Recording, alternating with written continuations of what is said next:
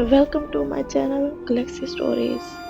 آج پھر ہم آپ کے لیے ایک نئی کہانی کے ساتھ حاضر ہیں، تو چلیں کہانی کا آغاز کرتے ہیں۔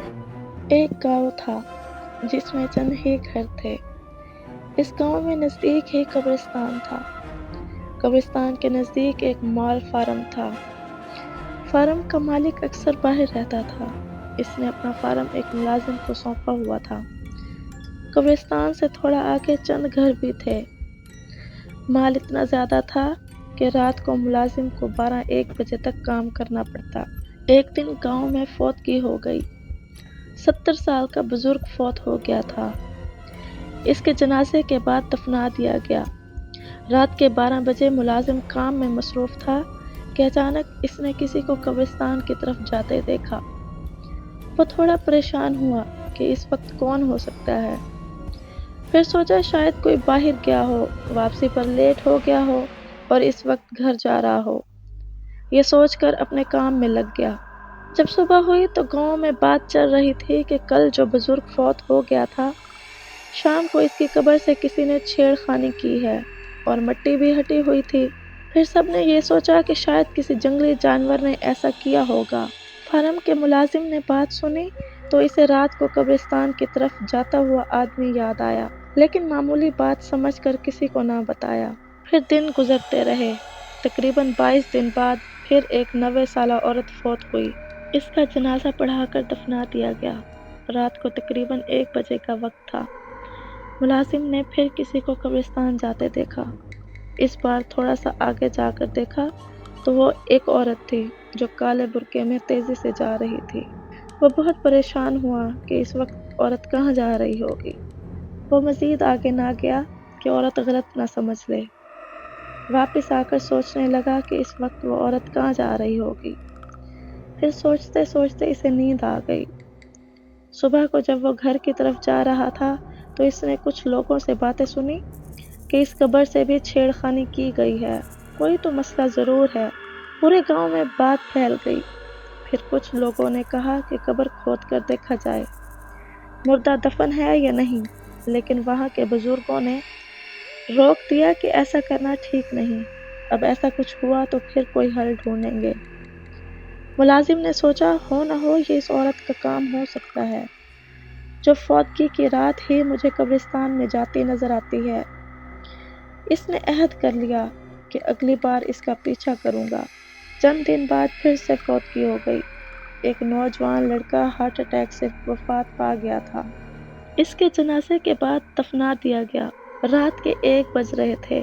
آج ملازم اس کے انتظار میں بیٹھا تھا اور سوچوں میں گم تھا کہ وہی عورت اسے نظر آئی۔ آج بھی وہ کالے برقعے میں تھی اور قبرستان کی طرف جا رہی تھی۔ ملازم نے سوچا آج پتہ ضرور لگاؤں گا کہ یہ عورت قبرستان کیا کرنے جاتی ہے۔ ملازم اٹھا اور اس کے پیچھے چھپ کر چلنے لگا۔ وہ عورت آگے آگے جا رہی تھی۔ وہ اچانک قبرستان کے قریب پہنچ کے رک گئی۔ ملازم ایک جھاڑی کے پاس چھپ گیا کہ کہیں وہ عورت اسے دیکھ نہ لے۔ عورت نے ادھر ادھر دیکھا اور پھر قبرستان میں داخل ہو گئی۔ ملازم تھوڑی دیر چپ رہا۔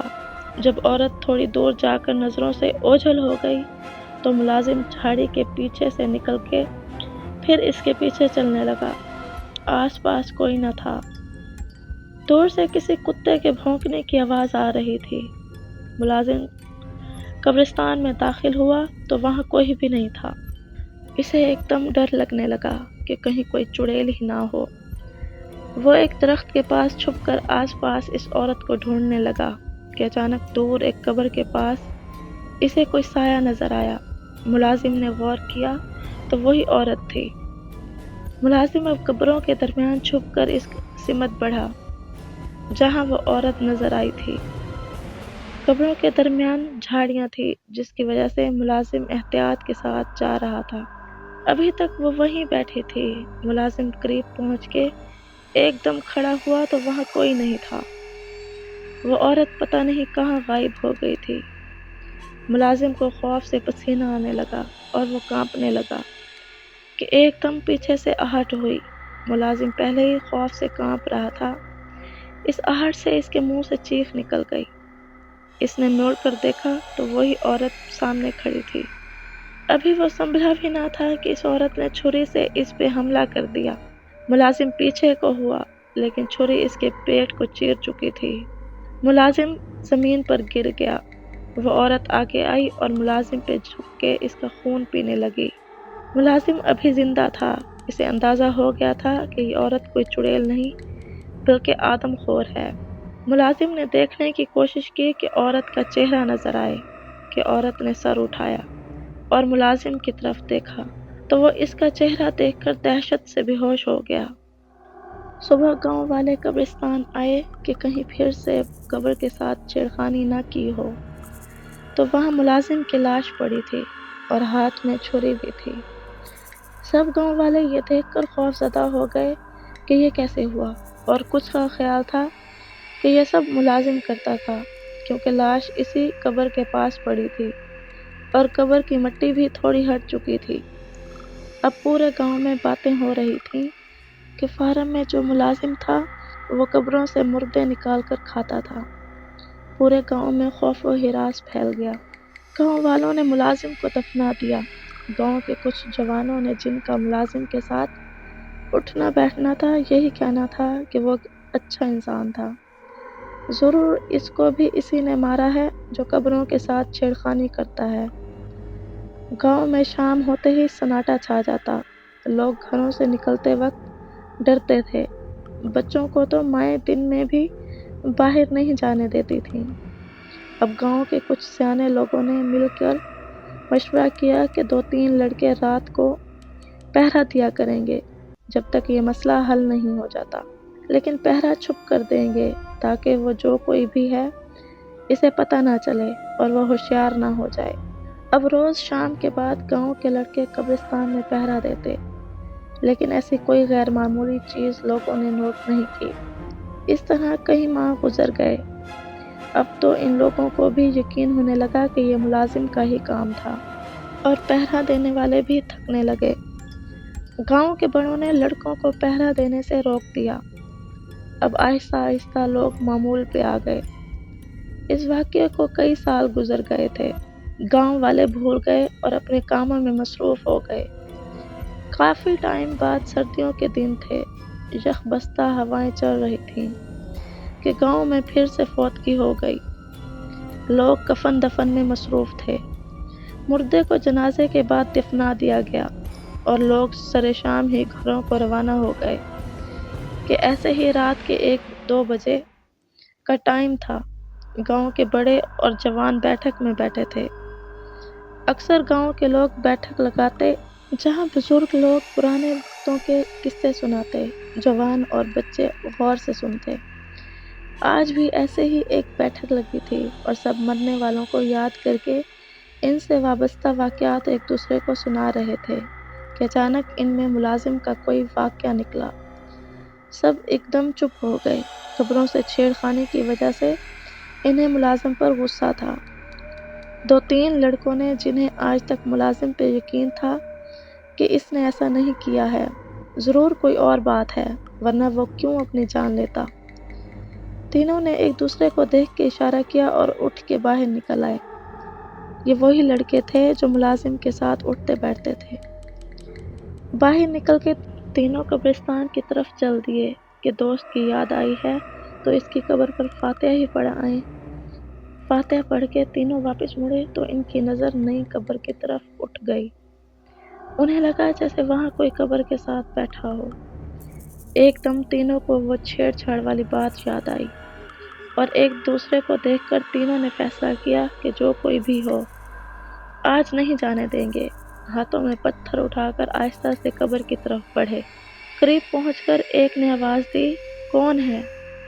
سایہ ایک دم اٹھ کے مڑا اور تینوں یہ دیکھ کر حیران رہ گئے کہ وہ کوئی عورت ہے جس نے برقع پہنا ہوا ہے۔ اس کے ہاتھ میں چھری بھی ہے۔ اب تینوں کو پوری کہانی سمجھ آ گئی کہ ملازم کو بھی اسی نے مارا ہوگا۔